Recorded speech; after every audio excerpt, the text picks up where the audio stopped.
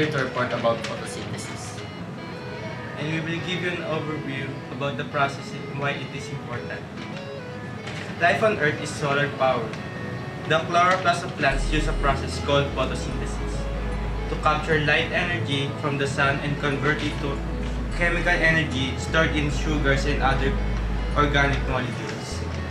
Photosynthesis nourishes almost all the living world, directly or indirectly. All organisms use organic compounds for energy and for carbon skeletons. Organisms obtain organic compounds by one of two major modes. The first one is autotroph nutrition. Autotrophs are the ultimate source of organic compound of all heterotrophic organisms. Autotrophs are the producers of the biosphere. Autotrophs can be separated in two. These two is the photoautotrophs and the chemoautotrophs.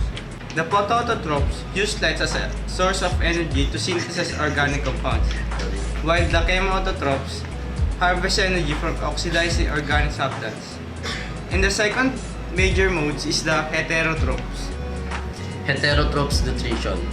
Heterotrophs live on organic compounds produced by other organisms.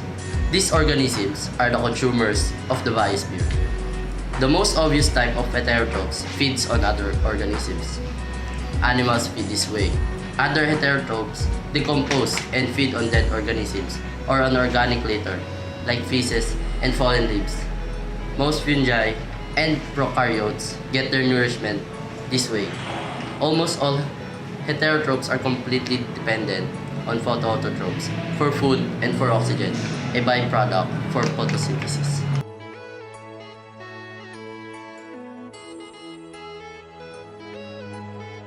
Photosynthesis is the process through which organisms like plants absorb and convert light energy from the sun into chemical energy. The plants store this energy in form of glucose. In plants, photosynthesis takes place in the leaves that contain chloroplasts and stomata. While chloroplasts are the type of plant cells, stomata are the tiniest openings in plant leaves that allow the exchange of gases like carbon dioxide and oxygen.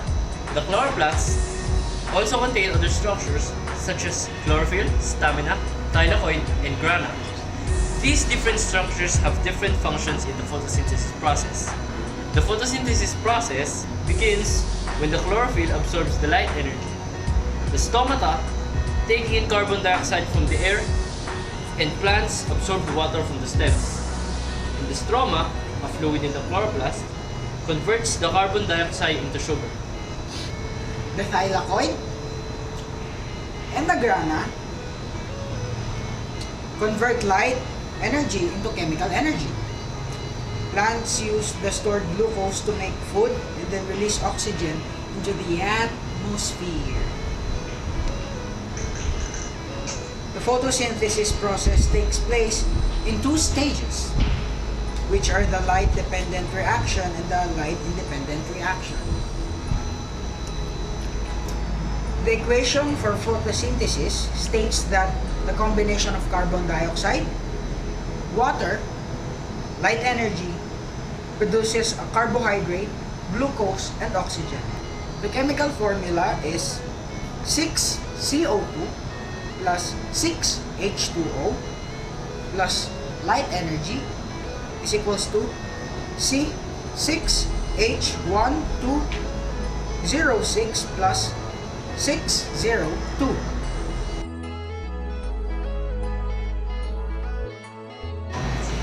Light reaction. The light reaction converts solar energy to chemical energy of ATP and NADPH by help of thylakoids. There are two types of light reaction, the dependent and independent. But from now, we focus independent reaction. The light-dependent reaction takes place in the membraneous sections of the chloroplast or thylakoids, which offer a large surface area to absorb light energy. The main functions of this reaction is to provide a source of ATP and reduce NADP, which are used to reduce CO2 in the light-independent reaction.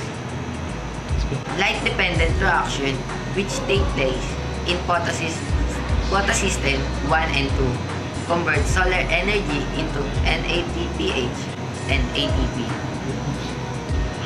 There are two photosystems consisting of chlorophyll and associated molecules.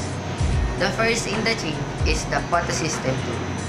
Absorb light best at wavelength 680 nm and is called P680.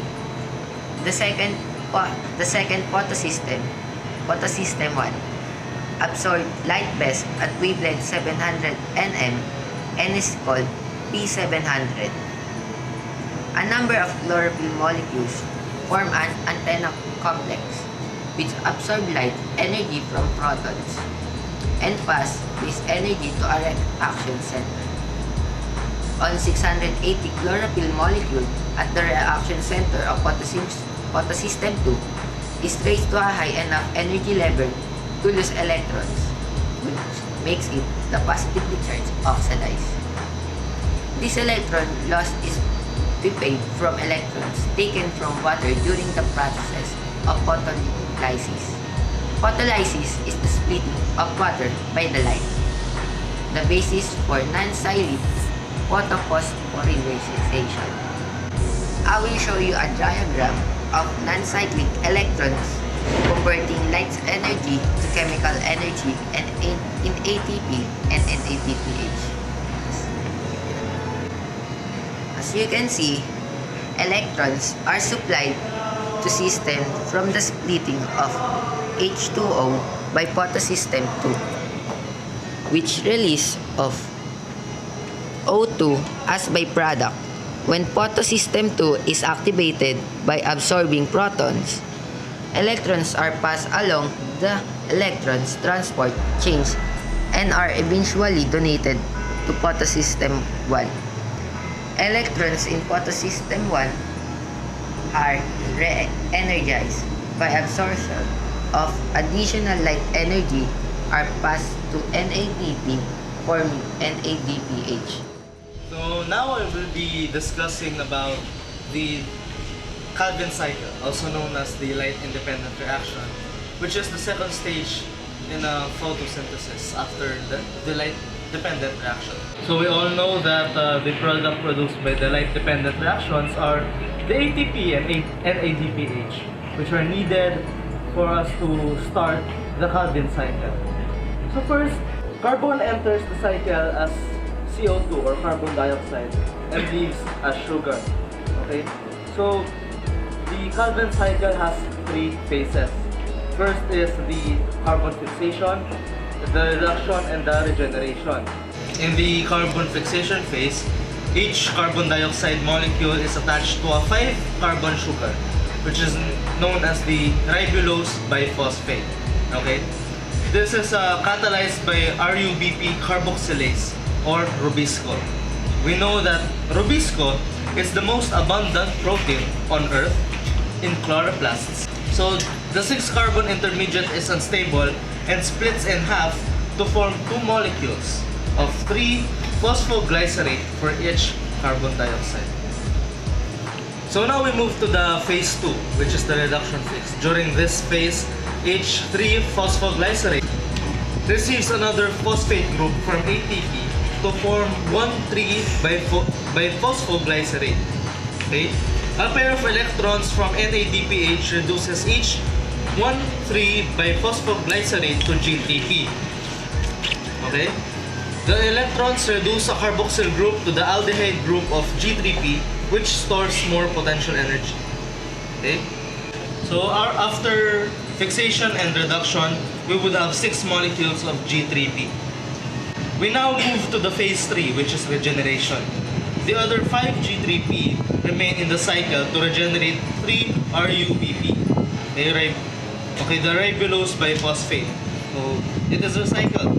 In a complex series of reactions, the carbon skeletons of 5 molecules of G3P are rearranged by the last steps of the Calvin cycle to regenerate 3 molecules of ribulose biphosphate.